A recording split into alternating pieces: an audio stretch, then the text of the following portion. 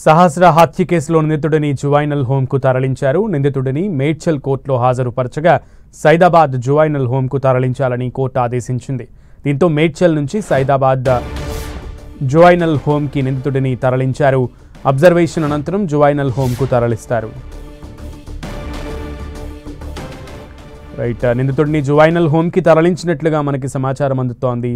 మరింత సమాచారం మా ప్రతినిధి సునీల్ అందిస్తారు. సునీల్, రాష్ట్ర వ్యాప్తంగా తీవ్ర దుమారం రేపుతుంది. కుకట్పల్లి 10 ఏళ్ల బాలిక సహస్రాని హత్య కేసులో నిందితుడు జువైనల్ గా ఉన్నటువంటి నిందితుడిని కొద్దిసేపునే అతనికి వైద్య పరీక్షలన్నీ కూడా కంప్లీట్ చేసిన తర్వాత అతన్ని మేడ్చల్లో ఉన్నటువంటి జువైనల్ కోర్టు ప్రొడ్యూస్ చేశారు. దీంతో అతన్ని అభివృద్ధి కోసం జువైనల్ హోమ్ లో ఉంచాలంటూ కూడా కోర్టు ఆదేశాలు ఇచ్చింది. ఈ నేపథ్యంలోనే ప్రస్తుతం అతన్ని మేడ్చల్ కోర్టు జువైనల్ కోర్టు నుంచి సైదాబాద్ లో ఉన్నటువంటి జువైనల్ హోమ్ కి ప్రస్తుతం అయితే నిందితుడిని తరలిస్తున్నారు.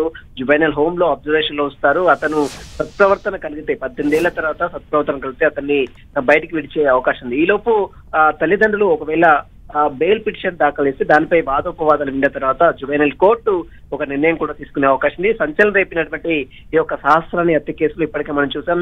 తల్లిదండ్రులతో పాటు తన కుటుంబ సభ్యులందరూ కూడా నిందితుడిని కఠినంగా శిక్షించాలి, వారిని వెంటనే చంపేయాలంటూ కూడా పెద్ద ఎత్తున కూకట్పల్లి రోడ్డు మీద బైఠాయించి ఆందోళన వ్యక్తం చేసినటువంటి తీరు కూడా మనం చూసాం. కాబట్టి ఈ కేసులో పోలీసులు చాలా సంచలనాత్మకంగా తీసుకోవడం జరిగింది. దీన్ని ఛాలెంజ్ గా తీసుకున్న పోలీసులు ఎట్టకేలకు 5 రోజుల తర్వాత నిందితుడిని ఒక బాలుడు ఒక పక్కనే ఉన్నటువంటి తన బాలుడుగా ఈ బాలుడే ఈ హత్య చేసినట్టు కూడా పోలీసులు అయితే నిర్ధారించుకున్నారు. సైంటిఫిక్ ఎవిడెన్స్ తో పాటు కొన్ని టెక్నికల్ ఎవిడెన్స్ ఆధారంగా నిందితుల్ని పట్టుకుని ఈ రోజు జువైనల్ కోర్టులో ప్రొడ్యూస్ చేశారు. ఈ రోజు సైబరాబాద్ పోలీస్ కమిషనర్ అవినాష్ మహాంతి సైతము నిందితుడికి సంబంధించినటువంటి పూర్తి వివరాలు సైతం మీడియా ముందు ప్రవేశపెట్టినటువంటి దృశ్యాలు కూడా మనం చూసాం. కాబట్టి ఈ రోజు అతన్ని కొద్దిసేపు వైద్య పరీక్షలన్నీ కూడా కంప్లీట్ చేసిన తర్వాత మేడ్చల్లో ఉన్నటువంటి జువైనల్ కోర్టులో అతన్ని ప్రొడ్యూస్ చేశారు. జువైనల్ కోర్టు నుంచి ప్రస్తుతం అయితే అబ్జర్వేషన్ కోసం అతన్ని పూర్తిగా అబ్జర్వేషన్ లో ఉంచడం కోసం జువైనల్ హోమ్ కు మాత్రం రిమాండ్ తరలిస్తూ మేడ్చల్ కోర్టు ఆదేశాలు చేస్తుంది. ప్రస్తుతం అతను సైదాబాద్ లో ఉన్నటువంటి జువైనల్ హోమ్ లో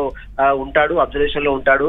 అతనికి అక్కడ అన్ని ఫెసిలిటీస్ ఉన్నప్పటికీ కూడా అతని సత్ప్రవర్తన కలిగి మళ్ళీ బయటికి వస్తాడా లేదా ఈ లోపు తన తల్లిదండ్రులు బెయిల్ పిటిషన్ దాఖలు చేస్తారా, అది కూడా జువైనల్ కోర్టు మరి పరిలోకి తీసుకుంటుందా? ఈ లోపు పోలీసులు ఛార్జ్ షీట్ వేసి మరి నిందితులకు సంబంధించిన వివరాలు ఎలాంటి వివరాలు కోర్టులో ప్రొడ్యూస్ చేస్తారనేది కూడా చూడాల్సి చెప్పవచ్చు. ఓకే సునీల్.